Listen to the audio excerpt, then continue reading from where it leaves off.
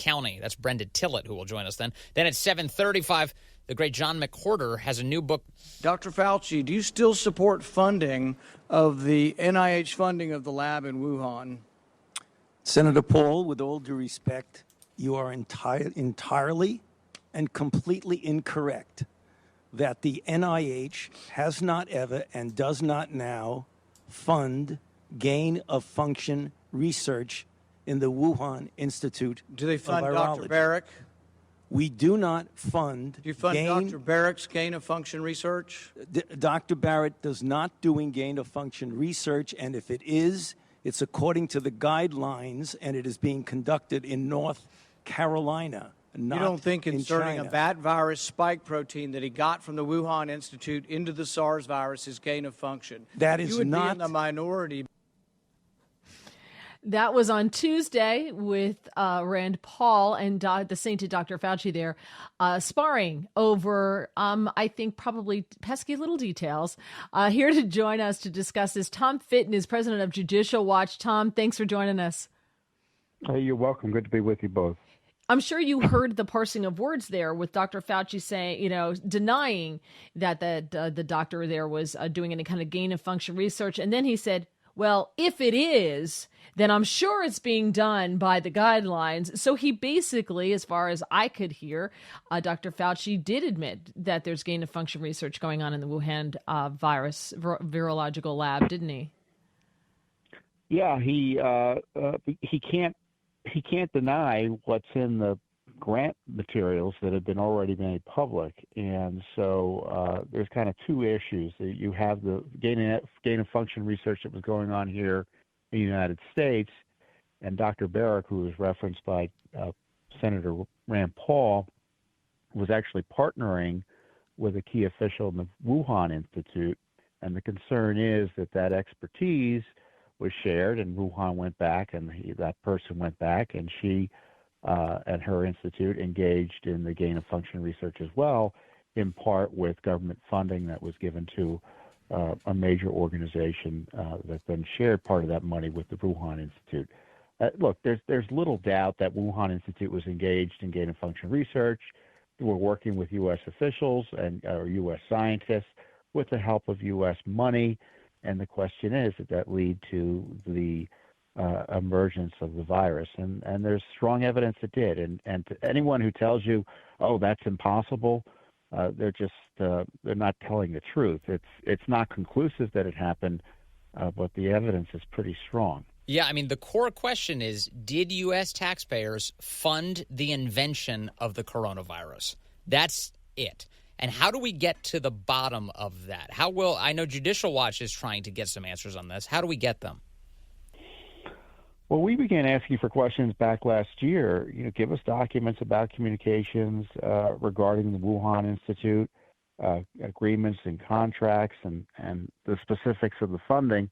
And we've been getting this. And what's interesting about this, we have another lawsuit that we had sued for records about communications with WHO about coronavirus out of CDC or specifically about Fauci and his top deputy. And we've been stonewalled. We've been getting documents which have been troubling. But what's also troubling is the reason we've been stonewalled is because the government's told us that Fauci has to review all the documents before we get them. So, there's this kind of personal connection to the review material that's slowed down at least one FOIA lawsuit we have. And it may help explain why after a year we haven't gotten anything on this other than, what's publicly available. It's on the web about these contracts. And it's disturbing to hear Dr. Fauci try to describe gain-of-function research or try to say that what is gain-of-function research isn't. Because I think he's going to have to acknowledge that to the degree it took place with his approval. So that's probably the crux of it, because I'm a little confused. This has been going on under not just this administration. This has been going on for years. This goes back through the Trump administration, right? It goes back into the Obama years. So, why not just be honest about it? That to me is the disconnect. Why not just be honest about what's been going on? Because you can't blame it just on this administration, and it would give the Democrats the pretext to blame it on Trump. Yes, but it also would be, most importantly, it would be China, because the gain-of-function research occurred in China, and China covered it up. And if we had known the detail about what had happened initially, it might have helped with the response and saved lives, which is what we're supposed to be all interested in doing. Yeah, and there's a lot of money on the line too. Okay. There's the scientific community that has benefited from an open tap would like to see that going. So the last thing they want to do is be like, oh, it turns out souping up viruses to make them more infectious has no discernible benefit to humanity, and actually sometimes works against us. So these are things we're not supposed to talk about. The purpose of the gain-of-function research is to say, oh, well, there's this virus in nature. Yes. What happens if we kind of accelerate its development and change it around to make it more infectious to human beings? Right. So we can be prepared that if it happens with a response, and obviously, the benefits of it didn't materialize.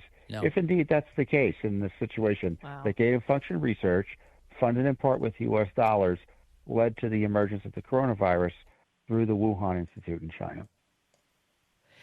Tom, do you think if we put Hunter Biden on the board of the Wuhan lab that maybe we could get some answers? Well, there's nothing that a presidential son can't do when it comes to foreign government. That'll protect activities. the funding for years to come. Yeah, I just thought maybe that's the way to do it. He's skilled in all things. That's right. Well, and to your point, Mary, everyone knew this was going on. They knew immediately. They jumped at anyone who raised questions about this. It's a small world, as Vince highlighted, in this community. They all knew what the funding's about. They all knew who's researching what. And this is what's so frustrating about the media coverage of this. Most experts who saw this, I would suspect, when they saw what was happening, they immediately said, I wonder if this is the basis for it. And instead, those involved in the funding of it jumped and attacked anyone who raised questions about it. This is just another major scandal. And it wasn't Donald Trump out there trying to tell people don't look at China. It was people like Dr. Fauci. Absolutely. Tom Fitton, thank you so much. And thanks for all the work you're doing. Appreciate it. Have a great weekend. You're welcome. 644 on WMAL. Where Washington comes to talk. I do appreciate the back and forth, especially with someone that doesn't agree. 105.9 FM. We're all in this together. WMAL. WMAL.